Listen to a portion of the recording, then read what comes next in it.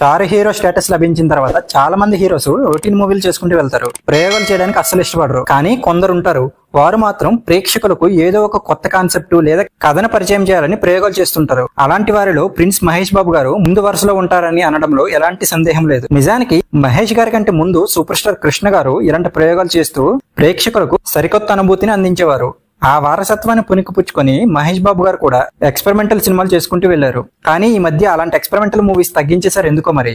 Career starting లోనే జయంత్ పరంజీ దర్శకత్వంలో టక్కర దొంగ అనే ఒక కౌబాయ్ సినిమాతో టాలీవుడ్ ప్రేక్షకులను ఆశ్చర్యపరిచారు. కమర్షియల్ గా ఈ సినిమా సక్సెస్ అవ్వదని తెలిసి కూడా రొటీన్ సినిమాలకు భిన్నంగా మహేష్ గారు ఈ మూవీ చేశారు. ఇందులో మహేష్ గారి యాక్టింగ్ కు అందరు ఫిదా అయిపోయారు. తర్వాత మహేష్ గారు చేసిన ప్రయోగాత్మక సినిమా నాని.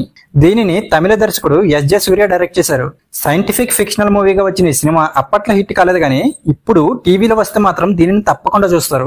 మహేష్ గారి కెరియర్ లో ఈ సినిమా కూడా బిగ్గెస్ట్ ఫ్లాప్ అయింది. అయినా ఒక కొత్త కాన్సెప్ట్ చేసామనే సంతృప్తి మాత్రం మహేష్ గారికి మిగిలిపోయింది. ఈ మూవీలో చిన్న పిల్లాడి లాగా మహేష్ గారి యాక్టింగ్ ఇరగదీశారు. ఇలాంటి పాత్రను ఏ తెలుగు హీరో కూడా చేయలేరని నిస్సందేహంగా చెప్పొచ్చు. దీని తర్వాత మళ్ళీ సూపర్ స్టార్ ఇమేజ్ వచ్చాక చాలా ఏళ్ల గ్యాప్ తర్వాత 2014 లో సుకుమార్ తో కలిసి వన్ నైనకొండ అనే సినిమాతో ప్రేక్షకుల ముందుకు వచ్చారు. అయితే ఈ మూవీ క్రిటిక్స్ ని మెప్పించింది, కానీ కమర్షియల్ గా సక్సెస్ కాలేకపోయింది. ఇలా ప్రేక్షకులకు ఏదో ఒక కొత్త సినిమా అందించాలన్న తపనతో మహేష్ గారు అందరి ప్రశంసలు అందుకుంటున్నారు. ఇంకా ఫ్యూచర్ లో కూడా మహేష్ గారి నుంచి మంచి ఎక్స్పెరిమెంట్ మూవీస్ రావాలని కోరుకుంటున్నా. నెక్స్ట్ రాజమౌళి గారి కాంబోలో రాబోతున్న మూవీ వరల్డ్ సినిమాని షేక్ చేయాలని కోరుకుందాం. మరి మీకు మహేష్ బాబు గారి మూవీస్ లో ఏ మూవీ అంటే చాలా ఇష్టమో కింద కామెంట్ సెక్షన్ లో మెన్షన్ చేయండి.